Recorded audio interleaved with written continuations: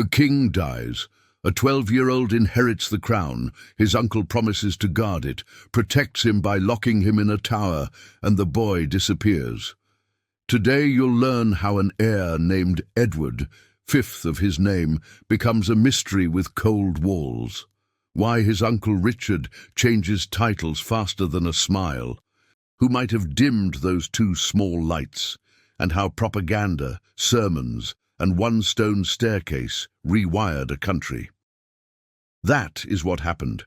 Now here is why it happened like this. Said in the present, because late 15th century England moves at the speed of a rumour. In the spring of 1483, Edward IV, tall, charming, enthusiast of luxury, falls ill and dies. He leaves a 12-year-old heir, Edward, and a court split into dueling clans. His Queen's Woodville family, experts at making friends and enemies, and an uncle, Richard, Duke of Gloucester, expert at not dying in civil wars. Between "We're family" and "I'm protector, thanks," the boy king walks into the Tower of London to prepare for his coronation, and never walks back out. You know the destination. Now we dismantle the machine that drove him there. Picture the board. White roses versus red roses. Nobles with more layers than an onion. A realm that hasn't discovered group therapy. These are the Wars of the Roses. Decades of York and Lancaster tangling. Edward IV of York did something rare. Win battles and parties at once. He marries for love. Elizabeth Woodville, scandal. Elevates her kin, double scandal. And between banquets, fathers, heirs. Then one April day, the music stops.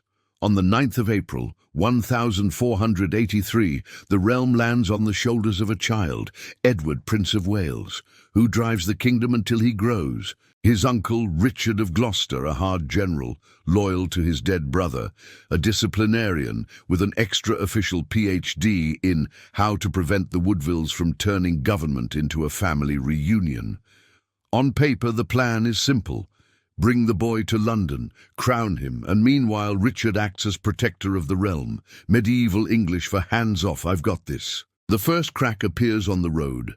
Edward travels from Ludlow with his Woodville uncle by marriage, Anthony, Earl Rivers. Late April, the air smells of suspicion. At Stony Stratford they meet Richard and the Duke of Buckingham, Henry Stafford. The friend who always says, "I've got your back," with a smile signed in invisible ink. There are dinners, hugs, promises. At dawn, surprise, Rivers and other Woodville loyalists are arrested for excessive brother-in-law behavior. Official version, dangerous maneuvers. Result, the child goes on to London with his uncle, who now has both the wheel and the keys. "Relax, off to the Tower, where all coronations are prepared," says the convoy. True, the Tower is not just a prison. It's palace, fortress, vault, and that guest room nobody wants. Edward enters. London holds its breath. The coronation, scheduled for early May, gets postponed. Once, twice. If English politics were a phone, here is where it switches to vibrate. Richard cleans house. On the 13th of June, Lord Hastings, once Edward IV's ally, who had backed Richard, is accused of conspiracy and executed without trial. Silence. Then, on the 25th of June at Pontefract, without theatre and with hurry, Rivers and his companions fall. That same day, an idea strolls onto centre stage. Perhaps the children of Edward IV are not legitimate. Pardon. The thesis, which sounds like a writer's room on too much coffee, debuts in a Sunday sermon. A preacher, Dr. Ralph Shah, says Edward IV had promised marriage, a pre-contract, to another woman before marrying Elizabeth Woodville. Canon law, Sudoku. If that is true, the royal marriage was invalid and therefore all its children illegitimate. If so, the boy king becomes a boy. The throne is vacant. Who could fill it? An adult with royal blood and respect. Someone like... You see it coming. On the 26th of June, the council and a portion of the nobles beg Richard to accept the crown. He resists heroically for several seconds, then agrees. On the 6th of July, 1483, Richard is crowned as Richard III. his wife Anne Neville at his side, and the boy and his younger brother Richard of Shrewsbury, dim from the public stage, as if someone's hand found the theatre's light switch.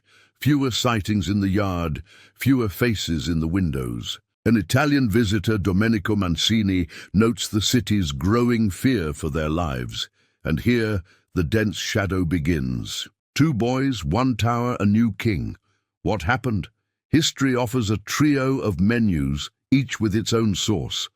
Option 1, Richard III ordered their deaths to erase rivals. That is the classic version, the Tudor chronicler's tale and the script of a playwright with a gift for magnetic villainy, Shakespeare. Option 2, the Duke of Buckingham played his own game. Ambition with a bad map killed the princes to force the inevitable and maybe name his price. Option 3, the boys survived. At least one escaped and later claimed his identity. Dark joke of history, all 3 might hold a fragment of truth, and none has final proof. Pause to breathe.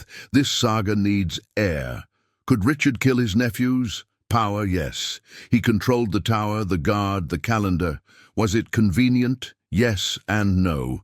Yes, because while they lived, they were magnets for revolt. No, because killing royal children is the kind of political sin incense cannot mask. If he ordered it, he did so with surgical muteness, no confession, no signed warrant we can read. There are rumors, hearsay, and the dense silence of decisions nobody writes down. And Buckingham? Henry Stafford is the man who always stands half a step behind the spotlight. Ambitious, clever, with a pedigree that allowed daydreams, he might have acted alone. In the autumn of 1483, he leads a rebellion, later called Buckingham's Rebellion, against Richard. Motive? Some say he conspires with Margaret Beaufort, mother of Henry Tudor, that serious surname, watching England from across the Channel like a neighbour staring at a house he plans to buy. The revolt fails. Buckingham is captured and executed. If he knew the prince's fate, he took it with him, the medieval equivalent of deleting the chat. Then the third path. What if one survived? Near century's end, a young man steps forward as Richard of York, the younger brother. He is known as Perkin Warbeck, or says so for safety, and he arrives with accents, memories, and astonishing support. The King of Scotland, several English nobles. Henry VII, who catalogued conspiracies like stamps, captures him, uses him as a political trophy, then executes him in 1499. Was he truly the prince? Historians lean no, but doubt is useful to politics and beautiful to legend. Back to the tower, one cold datum like stone. In 1674, workmen repairing the White Tower find beneath a staircase a box containing bones of 2 children. King Charles II orders them interred with honours in Westminster Abbey, as if history, tired of holding questions, dropped 2 breadcrumbs. In the 20th century, in 1933, the remains are examined. They seem to be of 2 minors, roughly the ages Edward and his brother would have been in 1483. Final proof? No. Could modern DNA settle it? In theory, yes. In practice, the guardians of the urn have been reluctant to reopen it. History keeps its box closed, its preferred form of flirting.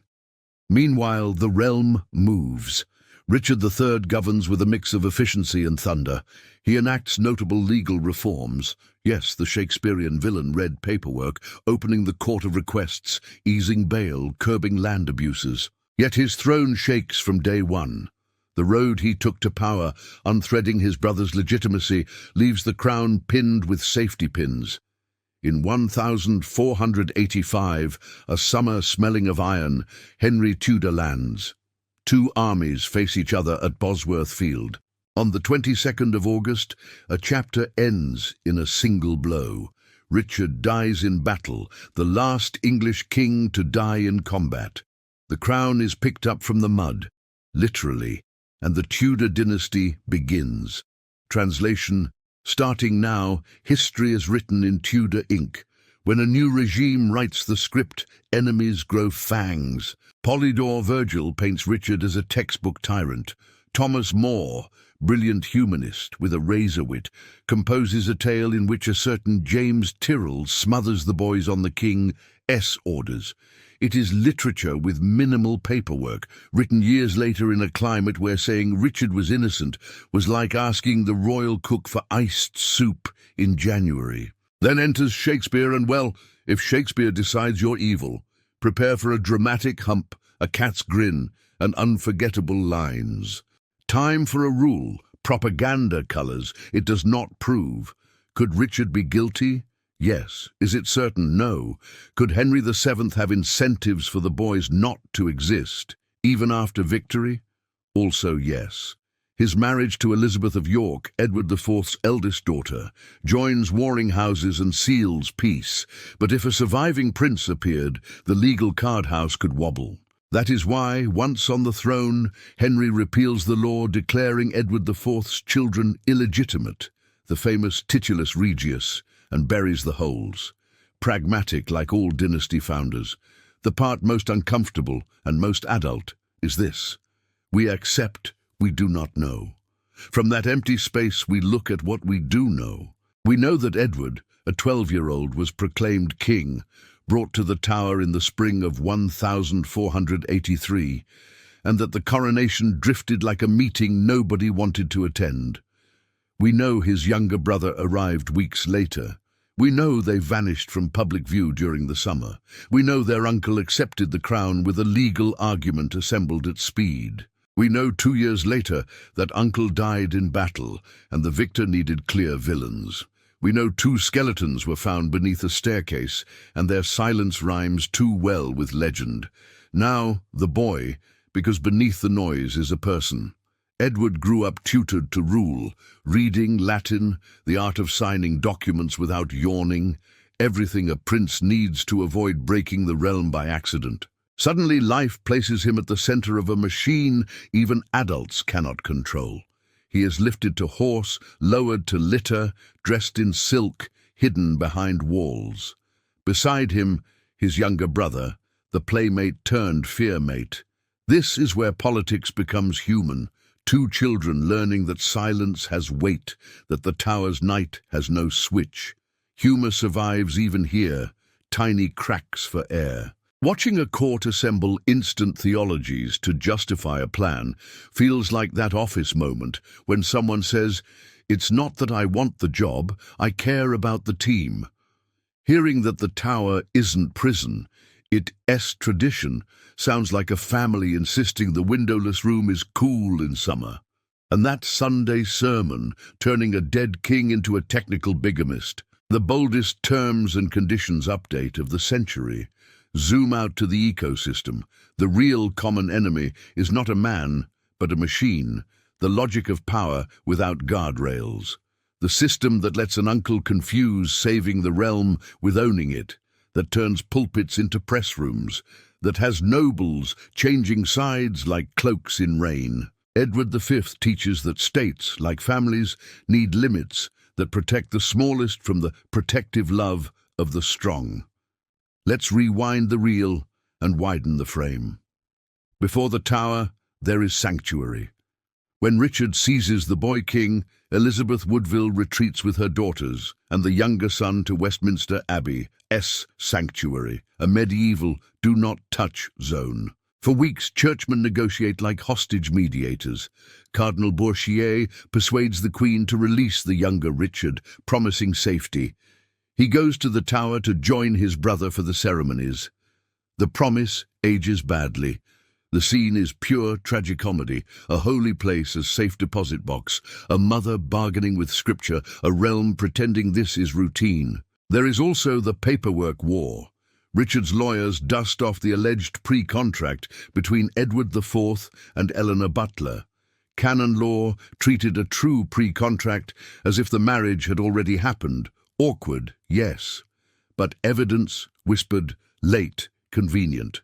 Parliament later publishes the Titulus Regius, laying out the case in solemn prose and retrofitting destiny. Henry VII will burn copies when he wins. The law behaves like a stage set, sturdy at a glance, wooden up close. There is the council chessboard. Names flicker. William Catesby, John Morton, John Howard, Duke of Norfolk, each with their private weather reports. Hastings trusts the protector, then dies for trusting. Buckingham beams loyalty, then rebels. The city of London itself becomes a character. Merchants wanting stability, guilds sniffing the wind. Crowds are marshaled to shout for Richard to take the crown, a chorus that feels choreographed. Even the sermon has stage direction. There is the Tower's double face. For medieval monarchs, the Tower is a coronation antechamber as much as a prison. Kings sleep there before the crown, process across the city to Westminster. That ambiguity gives cover for everything that follows. "They are being prepared" is a sentence that glows benign until it doesn't. There is the rebellion map. In the autumn storm of 1483, uprisings flicker, Kent, Devon, the West, some nominally for Edward V, some for Henry Tudor, most for any outcome not this one. Buckingham's revolt drowns in rain and bad timing. Richard survives, but not the rumour that the boys are gone. There is the long Tudor endgame. First comes Lambert Simnel, a boy paraded as the Earl of Warwick. Henry defeats that rebellion and puts Simnel in the kitchens, seriously, weaponizing mercy. Then Perkin Warbeck, the Richard of York with foreign backing. Warbeck's story shows how absence invites impostors, the way a locked door invites guesses. If a prince might be alive, he can be anywhere. If he can be anywhere, someone will be him. There is the archaeology epilogue. Centuries later, in a Leicester car park, Richard III's bones emerge, spine curved, skull nicked by battle. Reality taps Shakespeare on the shoulder. Your villain had a body, not a caricature. Science gives him back his human outline, and yet the Tower's children remain silhouettes. History is sometimes a theatre that turns off the spotlight just as the knife enters the frame. Through all of this, keep the small image in view. Two brothers in a high stone room, the floor cold, the corridor quiet, the city below pretending normal. One may ask for the bedtime story. The other already knows there isn't one. Somewhere a scribe sharpens a quill, a preacher refines a sentence, an uncle calculates. The rest is an urn in the abbey, a line in a play, a nation learning to live with a missing piece. Maybe that is Edward Duck's strange legacy, forcing us to accept that history does not always hand out receipts, that sometimes the most important names are the ones that stop answering roll. His reign lasts as long as a held-back applause, his life as long as childhood when the crown weighs more than the body. His absence lasts as long as the unforgettable. Not an ending, a threshold. The Tower does not only lock, it mirrors. In it, we see, a little uncomfortably, how power without brakes needs to switch off small lights to feel safe. That is why the story of the boy king who ended in a dark tower deserves retelling, so that every crown carries a clause, never at the cost of those who cannot defend themselves. If this story lit a corner for you, share it and subscribe. There are more mysteries that deserve a lantern.